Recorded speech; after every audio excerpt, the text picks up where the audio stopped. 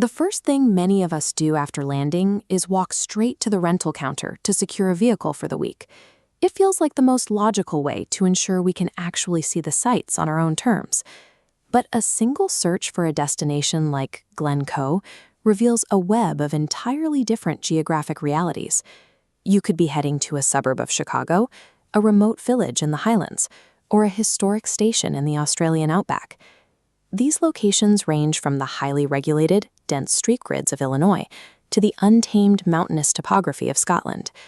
We are going to use these 3 Glencoes as case studies to calculate the real-world return on your transit decisions.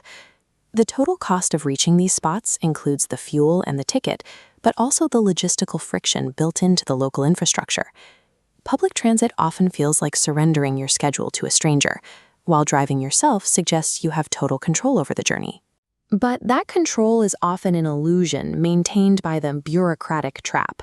Municipalities use zoning, permits, and specific parking windows to actively limit where and when you can move. Car-free travel removes that municipal liability entirely, though it forces you to align your day with a preset transportation timetable. To find the most efficient path, we have to look at the input, the effort of planning, versus the trade-off, which includes everything from expensive fines to the risk of being stranded.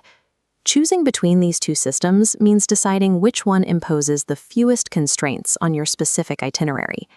Take downtown Glencoe, Illinois. It is a prime example of the high-friction logistics found in well-funded suburban environments. Most street parking here is limited to just 2 hours. For a visitor, this creates a constant mental overhead, requiring you to move the car every 120 minutes or face a citation. This chart shows the village's 2026 fee schedule. While a single ticket is $50, the fines scale up quickly. By your 11th violation, you are paying $165 per ticket, instantly erasing the value of your trip. Overnight stays add another layer of friction.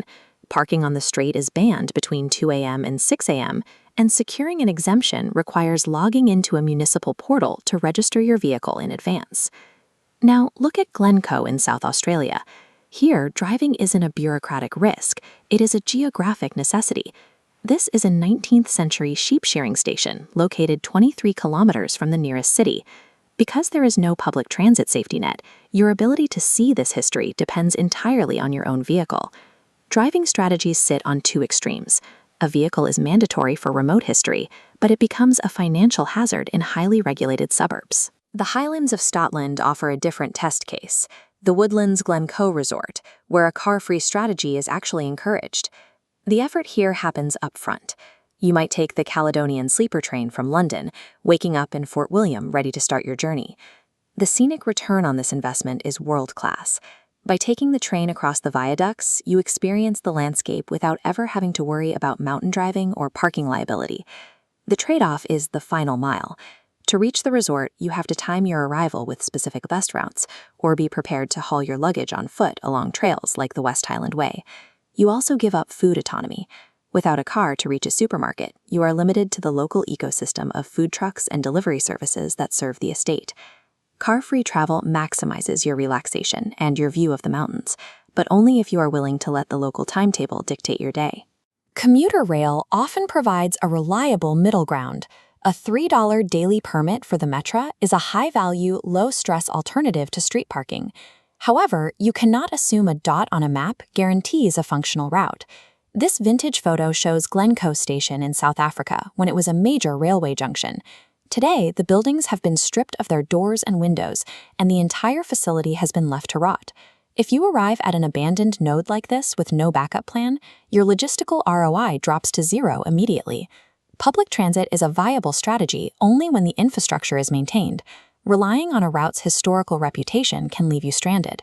To simplify the choice, we map these options onto a strategic matrix of financial cost versus planning effort. A helicopter charter is high cost, low effort. Illinois street parking is a high effort gamble. A Scottish train to bus transfer is low cost, high effort. The Metra commuter rail is the sweet spot.